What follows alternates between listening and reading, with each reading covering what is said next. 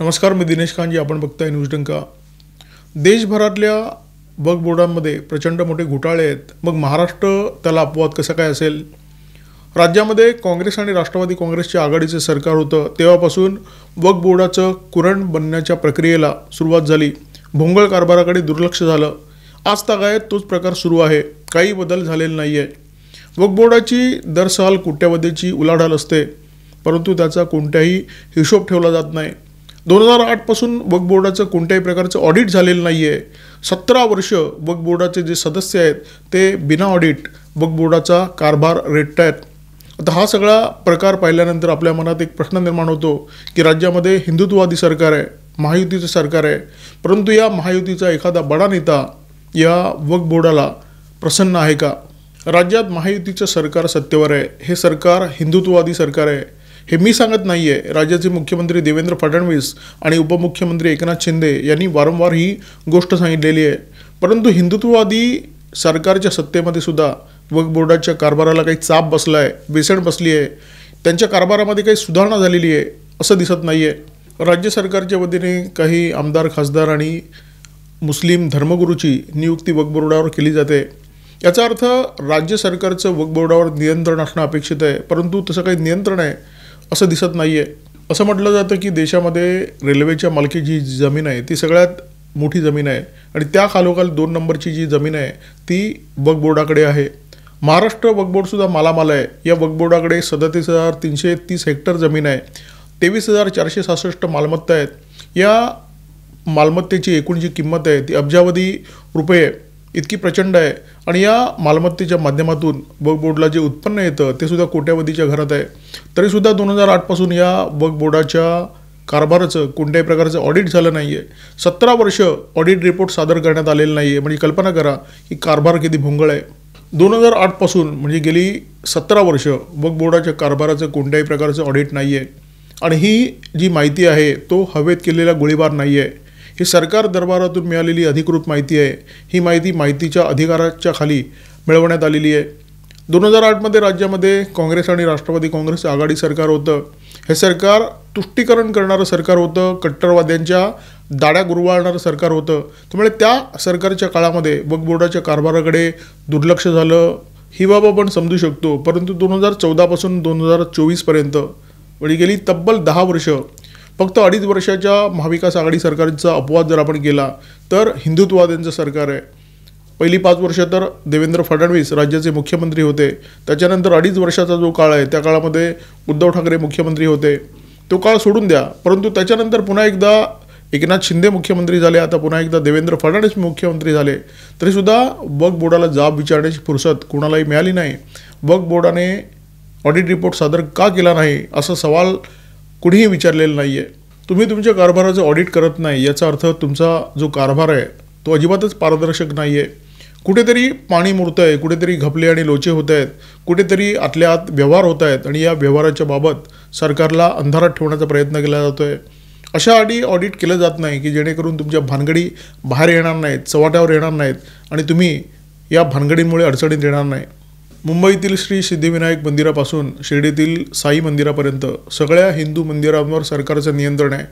याचा अर्थ या मंदिरांवर सरकारच्या मार्फत ट्रस्ट नियुक्त केली जाते, CEO नियुक्त केला जातो आणि या ट्रस्टच्या माध्यमातून या मंदिरामध्ये जो काही पैसा दानपेटीमध्ये जमा होतो त्या पैशाचा विनियोग केला जातो. याचा अर्थ मंदिराच्या पैशावर सरकारचं नियंत्रण आहे. परंतु वक्फ बोर्डाच्या उलाढालींवर सरकारचं कोणत्याही प्रकारचं नियंत्रण नाही आहे. ना त्यांच्या उत्पन्न स्रोतांवर आहे.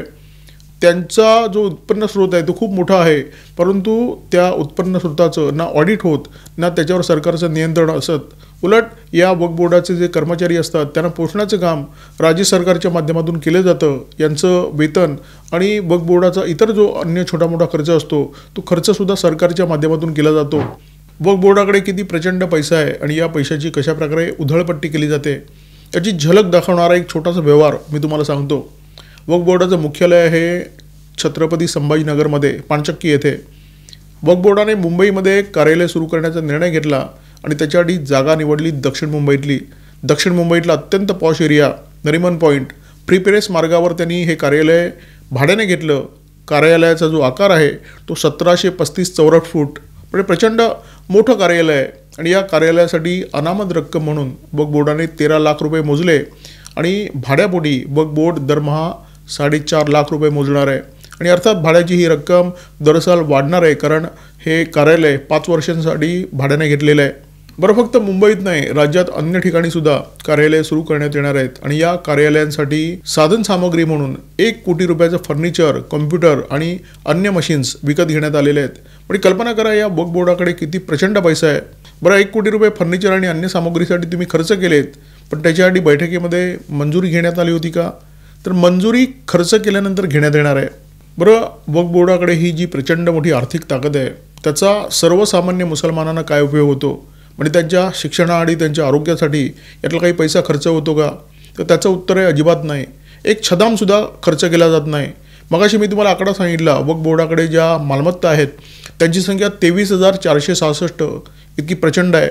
यातल्या बऱ्याच मालमत्ता भाड्याने देण्यात येतात आणि या भाड्याचा पैसा कुठे जातो, तो कसा खर्च केला जातो, त्याच्यावर कर भरला जातो की नाही, याची कोणतीही माहिती उपलब्ध नाही आहे.